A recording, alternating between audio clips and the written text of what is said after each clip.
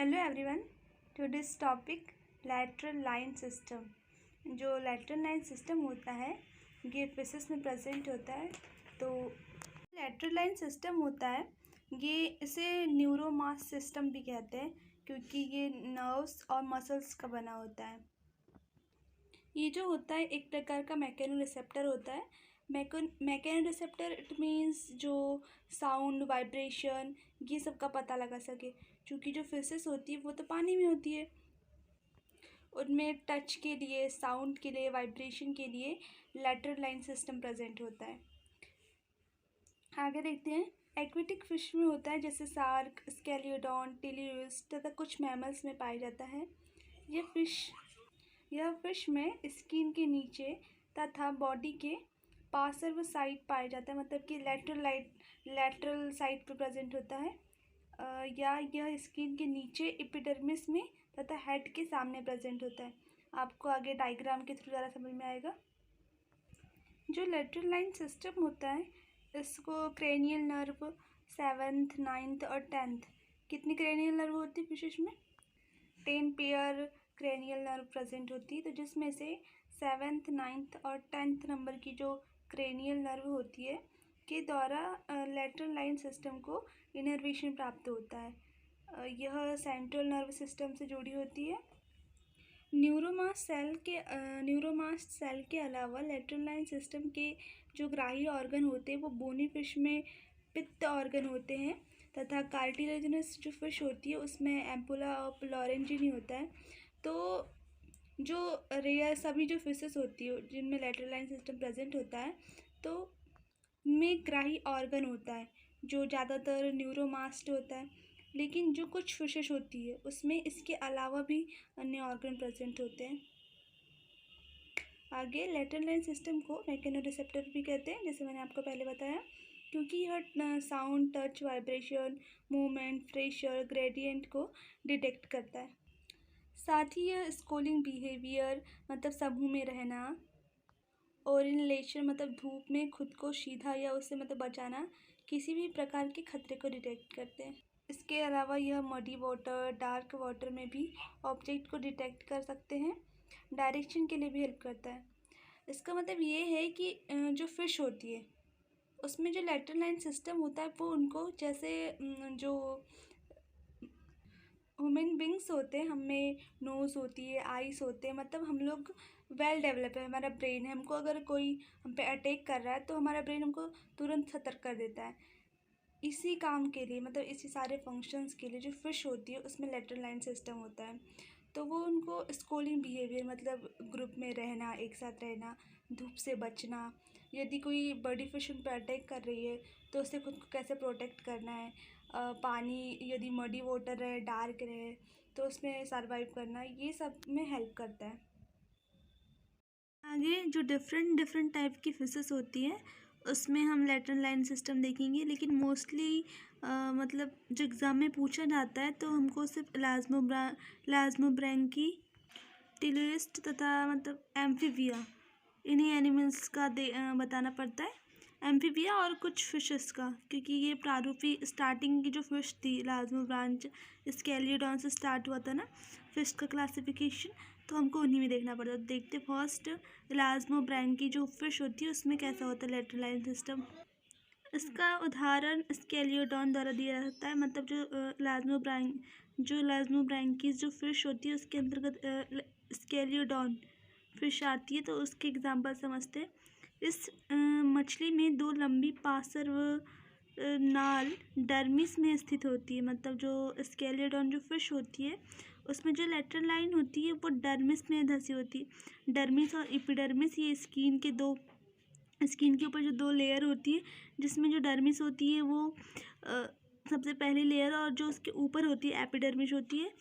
आगे प्रत्येक नाल बॉडी की पूरी लंबाई तक जाती है, मतलब जो लैटरल लाइन होती है पूरी बॉडी तक जाती है। दोनों लैटरल लाइन नाल एक आड़ी ऑक्सीपिटल नाल शीर्ष पर जुड़ी होती है। प्रत्येक रेखा नाल आगे की ओर एक पोस्ट ऑर्बिटल नाल के रूप में बढ़ती है तथा दो शाखाओं, एक सुपर ऑर्बिटल नाल ऑर्बिट के ऊपर तथा एक इंफ्रा ऑर्बिटल नाल ऑर्बिट के नीचे विभाजित होकर स्नोट तक बढ़ती है। मतलब कि जो लेटरल लाइन होती है, जो स्केलेडॉन फिश होती है, उसमें हेड के आगे वाला जो पोर्शन होता है, जैसे ऑक्सीपिटल जिसको बोलते हैं, ब्रेन में ऑक्सीपिटल लोब प्रेजेंट होते हैं, तो ऑक्सीपिटल में जाती है पहले, फिर वहाँ से वो प्रत्येक जो लेटरल लाइन होती है वो आगे की ओर पोस्ट ऑर्बिटल नाल के रूप में आगे बढ़ती है। और जो पोस्ट ऑर्बिटल नाल होती है वो नाल इट मीन्स कैनाल, मतलब पोस्ट ऑर्बिटल कैनाल आगे चल के दो शाखाओं में बढ़ती है। पहली होती है सुप्रा ऑर्बिटल, सुप्रा ऑर्बिटल ऊपर की ओर जाती है, और सेकंड होती है इंफ्रा ऑर्बिटल जो नीचे की ओर जाती है। इंफ्रा ऑर्बिटल कैनाल से तंत्र के नीचे एक जुगल कैनाल प्रथम क्लोम छिद्र तक बढ़ती है तथा निचले जबड़े को एक मैंडिबुलर नाल शाखा देती है। लेटरल लाइन कैनाल एपिथेलियम द्वारा स्थित होती है, मतलब जो लेटरल लाइन होती है स्केलियोडॉन फिश में वो एपिथेलियम द्वारा कवर रहती है। इसमें म्यूकस ग्लैंड म्यूकस का स्रावन करती है। ये कैनाल सतह पर अंतरांगों में खड़ी नालियों द्वारा खुलती है। बोनी मछलियों में खड़ी नलियाँ सल्कों को भेद कर, मतलब अब जो लेटरल लाइन सिस्टम है वो तो फिश की बॉडी के अंदर है, तो जो बोनी फिश होती है उनमें स्कल्स सल्को यानी स्कल्स, स्किन के ऊपर स्कल्स प्रेजेंट होते हैं। ये भी एक स्किन का डेरिवेटिव ही बोल सकते हैं हम इसको। उसको भेद कर नाल मतलब जो स्केल्स होते हैं उसको भेद कर अंदर आती है, मतलब उसको पार करके बोल सकते हैं हम। नाल में द्रव तथा म्यूकस भरा होता है। इसमें न्यूरोमास्ट अंग होते हैं। मैंने आपको पहले ही बताया था कि जो लेटरल लाइन सिस्टम होता है ये कुछ ऑर्गन इनके ग्राही होते हैं, मतलब कि जिसमें लेटरल लाइन ओपन होते हैं वो न्यूरोमास्ट अंग होते हैं। और कुछ फिश में लॉरेंजिनी, मैंने आपको बताया था एक दो फिश में अलग अलग ऑर्गन होते हैं। तो न्यूरोमास्ट ऑर्गन होते हैं जिनमें ग्राही कोशिका तथा सहयोगी कोशिका का समूह होता है। प्रत्येक संवेदी कोशिकाओं में एक कड़ा संवेदी स्वतंत्र अंतः पर तथा तंत्रिका तंतु अन्य सिरों पर होता है। ग्राही कोशिकाओं के रोम पर एक भारी जिलेटिन पदार्थ होता है। लेटरल लाइन में न्यूरोमास्ट धाराग्राही मतलब रेनो रिसेप्टर्स होते हैं तथा जल में स्पंदन का पता लगाने में ये साइक्लोस्टोम फिश तथा जलीय एम्फीबिया में भी पाए जाते हैं। मतलब ये जो होता है लेटरल लाइन ये एक्वेटिक एम्फीबियंस में, मतलब इस टाइप का lateral line system aquatic amphibians में भी प्रेजेंट होता है तथा साइक्लोस्टोम फिश होती है उसमें प्रेजेंट होता है। डायग्राम देख लेते हैं। ये जो है ये लेटरल लाइन सिस्टम का टीएस है, जिसमें दिखाया गया है कि receptor, hair cells, nerve fibres, supporting cells, neuromast organ और एपिथेलियम से ढका होता है लेटरल लाइन सिस्टम। तो ये ऊपर क्यों दिखा गया है, द लेटरल लाइन कैनाल। तो आप ये डायग्राम भी बनाएंगे एग्जाम में। सेकंड जो फिश होती है वो होती है टिल्यूस्ट। जो टिल्यूस्ट मछलियों में जो लेटरल लाइन पूर्ण विकसित होता है, इसमें अधिक संख्या में न्यूरोमास्ट होते हैं। प्रत्येक न्यूरोमास्ट एक गर्त में स्थित होते हैं तथा बाहर जल से नलियों द्वारा संपर्क करता है, जो स्केल्स को भेद कर छिद्रों द्वारा ओपन होते हैं। नलियों के भीतर जल परिवहन न्यूरोमास्ट में संपर्क में होता है। इसमें शार्क फिश दिखाई गई जिसमें लेटरल लाइन कैनाल साफ साफ समझ में आ रहा है। साथ ही जो एम्पुलाई ऑफ लॉरेंजिनी होता है वो भी दिख रहा है। और पित्त ऑर्गन, जो ये पित्त ऑर्गन होते हैं, ये पित्त ऑर्गन एम्पुला ऑफ लॉरेंजिनी, ये दोनों लेटरल लाइन सिस्टम के ग्राही ऑर्गन होते हैं, जैसे न्यूरोमास्ट होते हैं उसी प्रकार से। एक पास आगे देखते हैं टिल्यूस्ट फिश के बारे में। एक पार्श्व रेखा नाल बॉडी के प्रत्येक ओर होती है, मतलब जो टिल्यूस्ट फिश होती है उसमें लेटरल लाइन बॉडी के प्रत्येक ओर होती है तथा स्कल्स की एक कतार में छिद्र बनाती है। टिल्यूस्ट मछलियों में लेटरल लाइन लगभग एक समान होता है। इसमें मेन लेटरल कैनाल शीर्ष क्षेत्र से पश्च की ओर, जैसे कि यहाँ पे दिखाया गया है, हेड के पीछे की ओर शीर्ष में एक यह नेत्रों के अपट एक सुपर ऑर्बिटल कैनाल बनाती है। इसमें कर्ण प्रदेश के पीछे एक टेम्पोरल कैनाल जुड़ जाती है।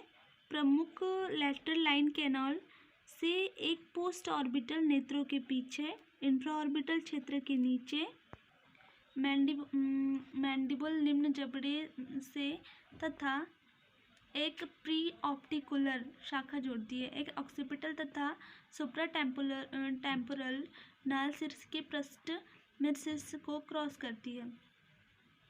कुछ टेलुइस्ट फिश में पिट ऑर्गन शीर्ष पृष्ठ पर अधर सतहों पर अच्छी तरह विकसित होते हैं, मतलब कि हेड के पीछे और अधर सतहों पर विकसित होते हैं। ये रूपांतरित बाह्य त्वची संरचना है जो एपिडर्मिस के नीचे सबक्यूटेनियस स्थिति में होते हैं। गर्त अंगों का कार्य पार्श्व रेखा संवेदी अंगों के समान होता है। ये लहरों में परिवर्तन, टेम्परेचर, लाइट, विद्युतीय तरंगों की पहचान तथा जल तरंगों के भौतिक और रासायनिक परिवर्तनों के प्रति संवेदी होते हैं। नेक्स्ट 3rd नंबर का जो है वो एम्फीबिया में लेटरल लाइन सिस्टम, मतलब जो कुछ एम्फीबिया होते हैं जो वाटर में प्रेजेंट होते हैं तो उनमें लेटरल लाइन सिस्टम देखने को मिलता है। तो देखते हैं कैसा होता है इनमें। लेटरल लाइन ऑर्गन समस्त एम्फीबिया के लार्वा में पाए जाते हैं। स्थलीय अवस्था में ये त्वचा के नीचे धंस जाते हैं तथा प्रायः विलुप्त होते हैं। ट्राइटॉन एवं एम्प्लिस्टोमा आदि में ये पूर्णतः विलुप्त नहीं होते, किंतु जब प्राणी अंडे देने जल में आते हैं तब पुनः विकसित हो जाते हैं। अर्थात जो एम्फीबिया होते हैं जब वो वाटर में आते हैं एग लेइंग करने के लिए तब उनमें लेटरल लाइन सिस्टम पुनः विकसित हो जाता है, लेकिन जब वो लैंड में जाते हैं मतलब स्थल में जाते हैं तब उनमें लेटरल लाइन सिस्टम कुछ में स्किन के नीचे धंस जाता है तब कुछ में विलुप्त हो जाता है। एन्यूरा के टैडपोल में यह तंत्र पूर्ण विकसित होता है किंतु मेटामॉर्फोसिस होने पर पूर्णतः विलुप्त हो जाता है। तो ये थे हमने 2 फिश और एक एम्फीबिया में लेटरल लाइन सिस्टम देखा। इसमें आप ये डायग्राम ड्रॉ कर सकते हैं, ये या तो फिर ये बना सकते हैं आप जिसमें डर्मिस, एपिडर्मिस, कैनोसिलियम और कैपुला शो हो रहा है, जो आप लोगों को इजी लगे। ये जो क्वेश्चन है ये 2 मार्क्स के में आने के इसके चांसेस होते हैं, जिसमें आप लोग पहले इंट्रो लिखिए जो मैंने आपको पहले बताया। इंट्रो के बाद आप ये प्लाज्मोब्रैंकी और टेलुइस्ट और एम्फीबिया तीनों के 3 कॉलम बना के आपको इसको शॉर्ट में लिखना है। ठीक है, मिलते हैं नेक्स्ट वीडियो में, तब तक के लिए बाय बाय।